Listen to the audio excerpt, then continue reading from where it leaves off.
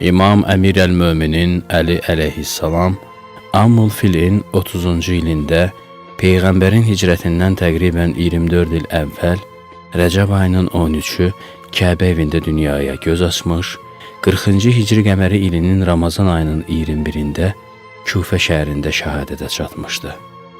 Müqəddəs məzarı Nəcəf şəhərindədir. Atası Əbu Talib, anası Fatimə Əsəd qızıdır. İmam Əli uşaqlıq dövrünü Peyğəmbərin evində keçirmişdi. Atası Əbu Talibin əhli əyalı böyük və güzaranı çətin olduğundan, Peyğəmbər onun övladlarından birini öz evinə aparmaq istəmiş və Həzrət Əlini götürmüşdü. Peyğəmbər bunu Əbu Talibin ona yetim və ata-anasız qaldığı zaman etdiyi yaxşılığın müqabilində bir növ kömək hesab edilmiş. Əslində bu iftixarın Həzrət Əliyə nəsib olması Allahın iradə və istəyi ilə olmuşdu. Elə bir iftixar ki, Fatimədən başqa heç kim ona şərik ola bilməmişdi. Peyğəmbər İmam Əlini öz öhdəsinə götürərək buyurmuşdu: "O kəsi seçdim ki, Allah Taala da onu mənim üçün seçmişdir." İmam Əli öz xilafəti dövründə Qasiyə xutbəsində uşaqlıq illərinin tərbiyəsinə işarə edərək buyurmuşdu: "Siz, Peyğəmbərlərin səhabələri, mənim Peyğəmbərlə yaxın qohumluğumu və mənim onunla olan xas mövqeyimi yaxşı bilirsiniz. Bilirsiniz ki, mən uşaq olarkən Peyğəmbər məni öz qucağına alıb, bağrına basar və məni öz yatağında yatızdırardı. Belə ki, mən onun bədəninə yapışaraq onun iyini hiss edərdim. O mənə yemək yedizdirərdi. Mən anasının ardınca düşən uşaq kimi həmişə onun ardınca düşərdim. Gündə bir əxlaqi məsələni mənə öyrədər və tapşırardı ki, ona riayət edim."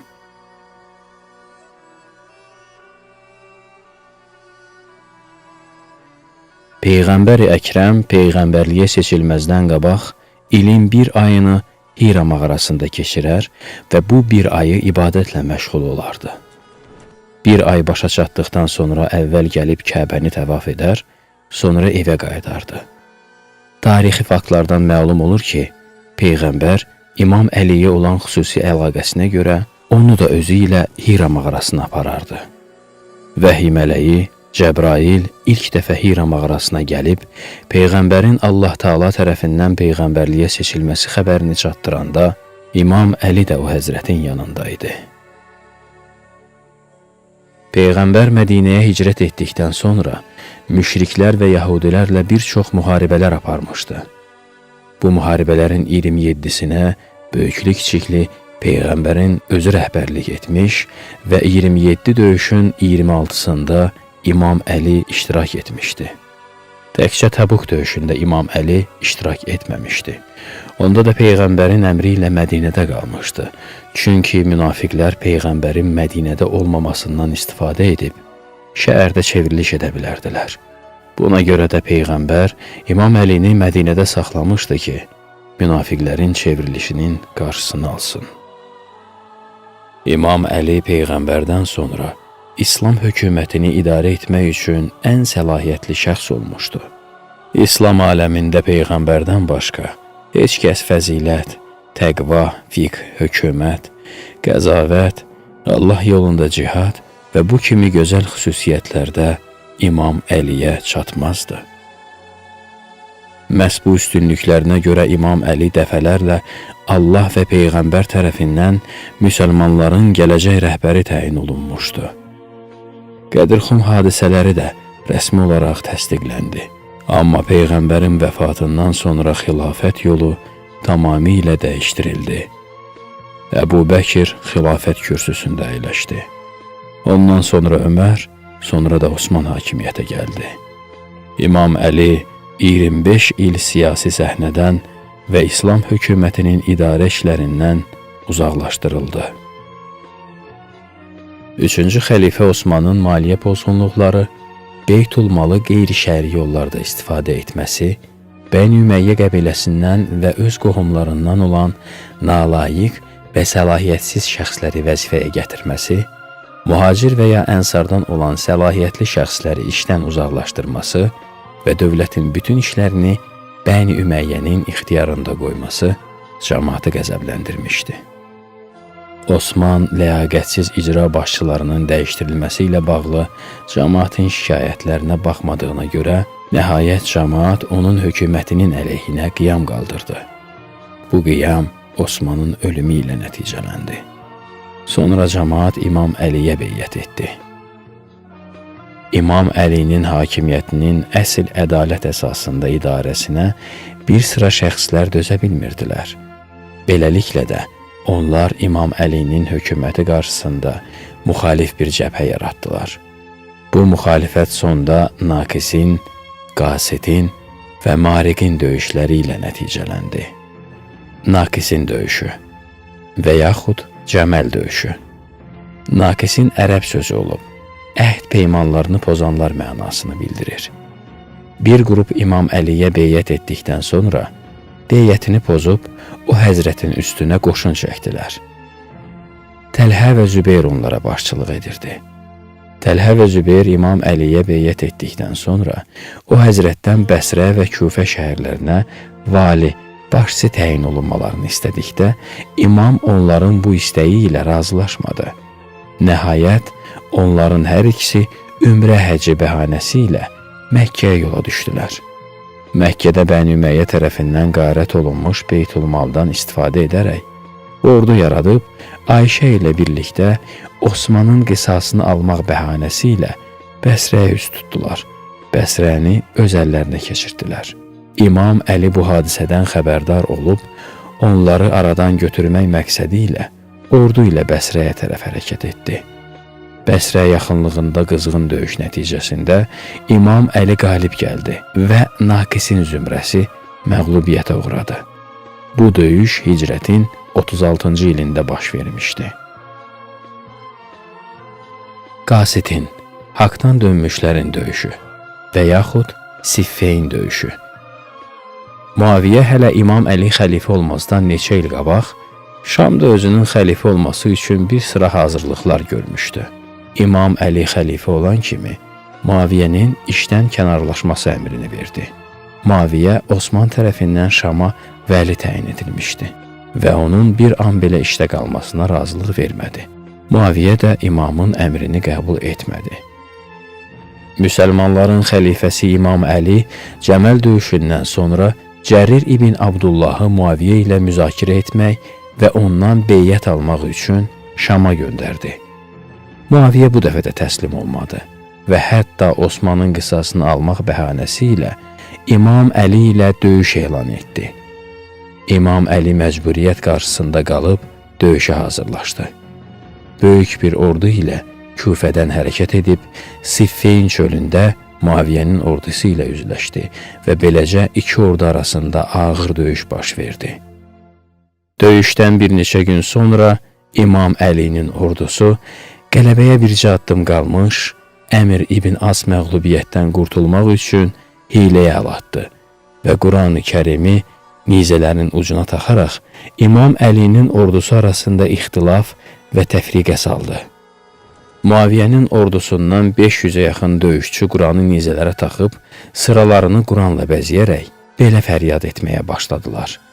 Ey İraq əhli, bizimlə sizin aranızda hakim Allahın kitabıdır. Hər iki tərəf döyüşdən əl çəkib, Quranın hökmünə təslim olsun. İmam Əlinin ordusu bu səsləri eşidib, nizələrə taxılmış Quranları gördükdə, çoxları aldanaraq, o həzrətə dedilər, Muaviyyə düz deyir və səni Allahın kitabına dəvət edir. Onun dəvətini qəbul et. İmam Əli buyurdu. Döyüşə davam edin. Müqavimət göstərin ki, qələbə yaxındır. Onların dəvətinə itinad etməyin ki, hilə və məkirdən başqa bir şey deyil. Mən onlarla məhz Quranın hökmünə qarşı olduqlarına görə döyüşürəm. Mən onları sizdən yaxşı tanıyıram.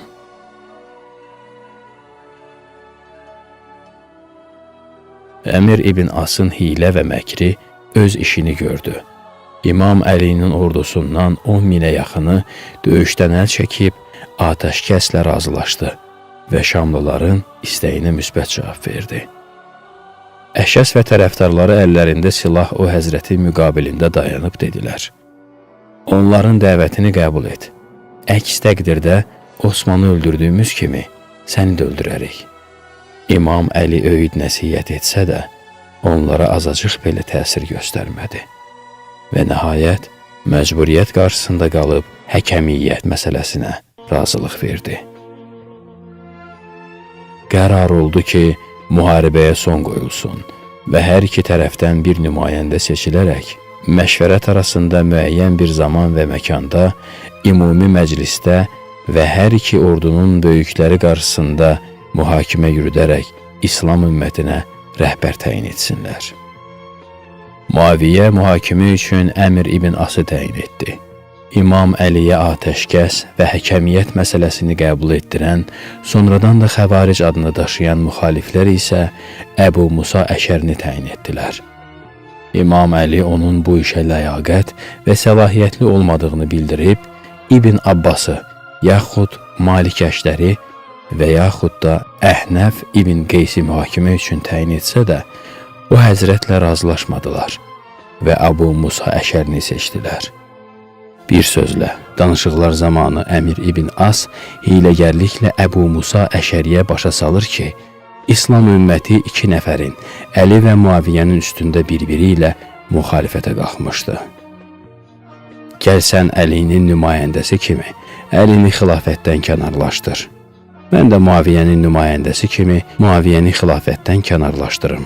Sonra müsəlmanlar yığışıb özləri yeni bir xəlifə təyin etsinlər.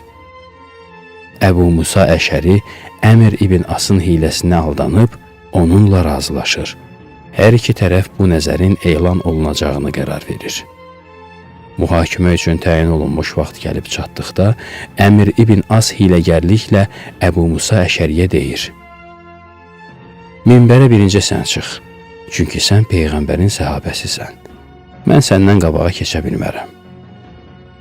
Məclisdə iştirak edən İbn Abbas Əbu Musa Əşəriyə deyir: qoy öncə Əmir ibn As nəzərini desin, yoxsa o səni aldadacaq.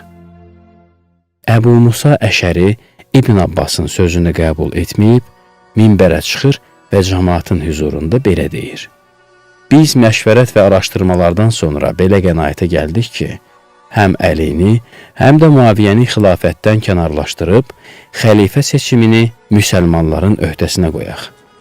Buna əsasən, mən bu üzüyü barmağımdan çıxardığım kimi, Əlini də xilafətdən kənarlaşdırıram. Ondan sonra Əmir ibn As minbərə çıxıb deyir: o Əlini xilafətdən kənarlaşdırdı. Mən də onu xilafətdən kənarlaşdırıb, bu üzüyü barmağıma taxdığım kimi, Muaviyyəni xilafətə təyin edirəm. Beləliklə Əmir ibn As Əbu Musa Əşərini aldadıb, Muaviyyəni xəlifə elan etdi. Qasidin döyüşü hicrətin 37-ci ilində baş vermişdi. Bu döyüş tarixdə Siffeyn döyüşü adı ilə məşhur olmuşdu.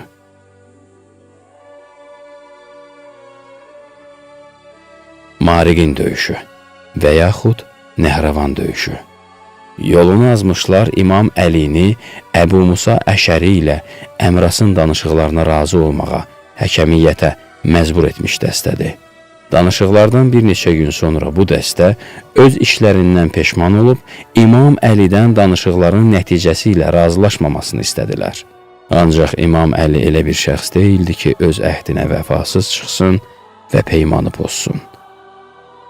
Bu dəstə işi belə görüb, İmam Əliyə qarşı ordu toplamağa başladı və hicrətin 38 yaxud 39-cu ilində Nəhravan adlı bir yerdə o həzrətlə həmin dəstə arasında döyüş baş verdi. İmam Əlinin ordusu bu döyüşdə də qalib gəldi. Ancaq kin-küdurət yenə ürəklərdə qaldı. Nəhayət, 40-cı hicri ilinin Ramazan ayının 19-unda İbn Mülcəm namazda səcdə halında İmam Əlinin başını zəhərli bir qılıncla yaraladı. Bununla da o həzrət 2 gün sonra Ramazan ayının 21-də 63 yaşında ikən şəhadətə yetdi və Nəcəf Əşrəf şəhərində torpağa tapşırıldı.